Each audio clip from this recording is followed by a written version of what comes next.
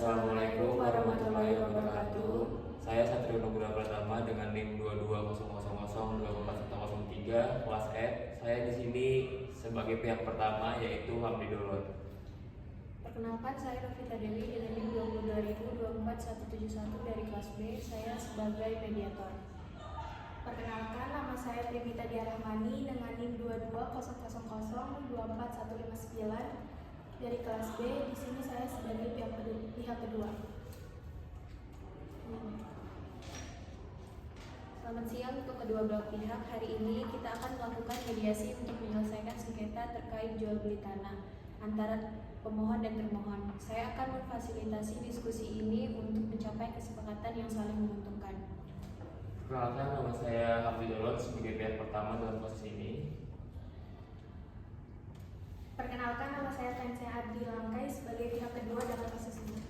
Baiklah, dikarenakan Mas dan Mbak sudah bersedia untuk mengikuti proses mediasi ini, maka mari kita langsung saja. Pertama-tama saya ingin menjelaskan bahwa mediasi yang Mas dan Mbak tempuh saat ini tidak lain merupakan cara penyelesaian sengketa melalui proses perundingan untuk memperoleh kesepakatan para pihak dengan dibantu oleh mediator. Hal ini sesuai dengan yang tercantum pada pasal 4 Peraturan Mahkamah Agung Nomor 1 Tahun 2016 tentang prosedur mediasi di pengadilan.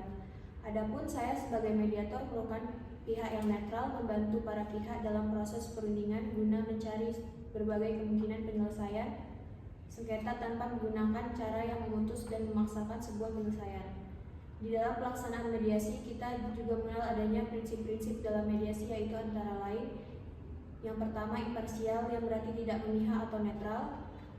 Yang kedua, tidak punya hak memutus karena keputusan diambil berdasarkan kesepakatan para pihak. Berikutnya yaitu kerahasiaan. Seluruh yang terjadi dalam proses mediasi bersifat rahasia.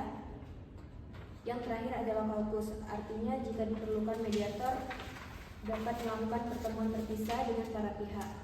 Baiklah, untuk mempersingkat waktu saya akan membacakan tata tertib selama melakukan proses mediasi atau perundingan hari ini. Yaitu yang pertama, para pihak harus berbicara bergantian setelah dipersilakan mediator. Yang kedua, para pihak tidak boleh memotong pembicaraan. Yang ketiga, para pihak tidak saling menyerang baik secara kata-kata maupun fisik. Yang keempat, tidak menggunakan handphone. Yang kelima, tidak merekam isi pembicaraan. Baiklah, apakah Mas dan Mbak dengan kesepakatan terhadap tata tertib tersebut? Saya setuju. Namun sebelum saya melakukan mediasi, saya akan menjelaskan tahapan-tahapan mediasi. Yang pertama yaitu saya memberikan penyelesaian kepada para pihak untuk bergantian. Yang kedua, saya akan mencari kesepahaman awal dari kedua belah pihak. Yang ketiga, saya menentukan agenda pembicaraan. Yang keempat, setelah itu saya masuk dalam tahapan negosiasi. Yang kelima, apabila negosiasi mencari kesepakatan, kita akan menyusun kesepakatan akhir. Baiklah, kedua belah pihak apakah setuju dengan kesepakatan tersebut?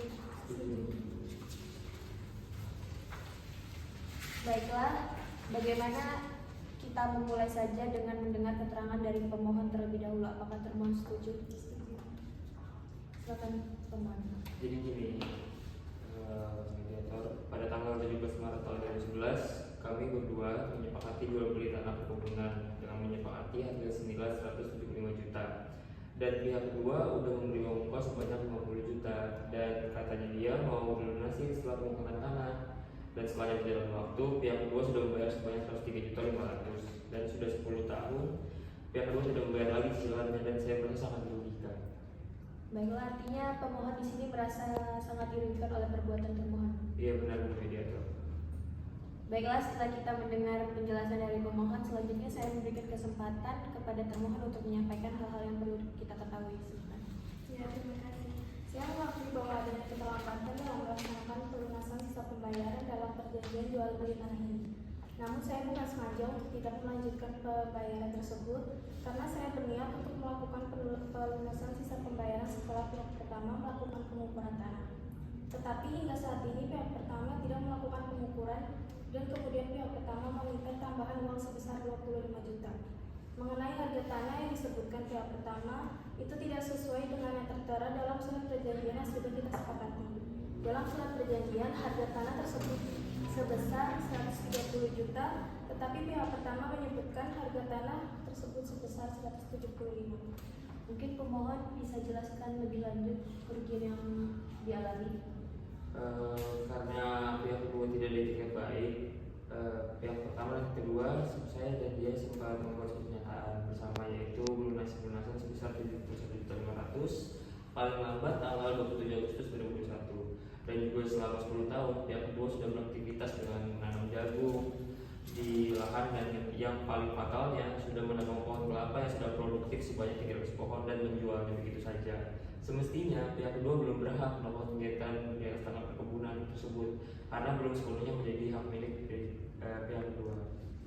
Saya tidak pernah menyepakati isi surat pernyataan bersama dan waktu pelunasannya ditentukan secara sepihak oleh pihak pertama dengan bantuan oknum anggota polisi. Setelah menerima uang muka, pihak pertama meminta saya untuk segera menduduki dan mengolah tanah perkebunan tersebut dan mengatakan itu tanah sudah menjadi milik saya. Mengenai pohon kelapa yang saya tebang merupakan pohon kelapa yang sudah tidak produktif dan pihak pertama juga sudah mengetahuinya. Dan sebagai gantinya saya juga sudah menanam kembali sebanyak 200 pohon. Jadi menurut saya tuntutan yang dikatakan pihak pertama hanya mengada-ngada. Apa dia mencari alasan? Itu bukan alasan. Saya sudah mendapat kerugian yang besar dari kamu manfaatkan lahan saya yang sebelumnya itu menjadi milik kamu. Itu masalahmu, bukan masalah saya. Di sini saya juga mempunyai kerugian yang bukan finansial tapi juga emosional. Baiklah, untuk pemohon saya harapkan untuk tenang. Mari kita dengarkan terlebih dahulu alasan termohon hingga selesai. Bukan begitu termohon? Baik, selanjutnya silahkan dilanjutkan oleh termohon. Terima kasih mediator. Pihak pertama juga sebenarnya tidak mengalami kerugian atas penguasaan tanah tersebut karena sebelum dijual kepada saya, tanah tersebut telah digadaikan selama belasan tahun dan baru ditebus setelah saya memberikan uang muka.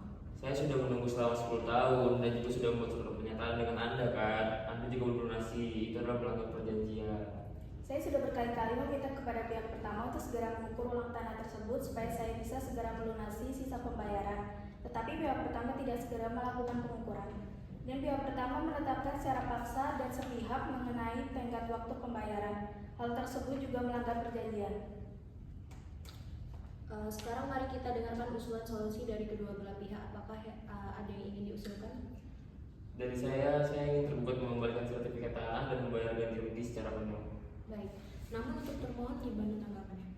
Namun apabila saya mengembalikan sertifikat, artinya perjanjian jual beli ini batal, maka seharusnya pihak pertama mengembalikan uang saya sebesar 103.500. Baik, bagaimana pemohon tanggapannya?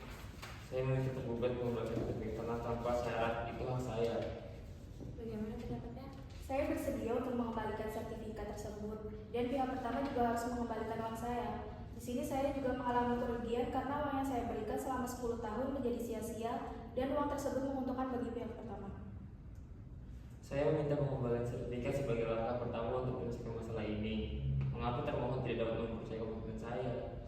Baiklah, setelah saya mendengar penjelasan dari kedua belah pihak, saya menentukan ada beberapa kesepahaman awal, yaitu yang pertama, pemohon menginginkan pengembalian sertifikat tanah. Yang kedua, termohon juga menginginkan agar pihak pertama mengembalikan uangnya. Mari kita diskusikan beberapa alternatif. Bagaimana jika termohon membayar ganti rugi dalam 2 kali pembayaran?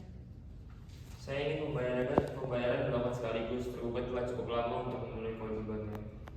Bagaimana tanggapan termohon?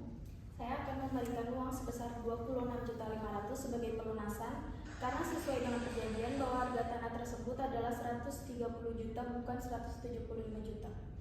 Seperti yang dikatakan oleh termohon, mungkin kita bisa mencari kompromi seperti pembayaran pertama yang lebih besar di depan. Iya, saya setuju. Bagaimana para pihak, sudah setujukah keputusan kalian seperti ini?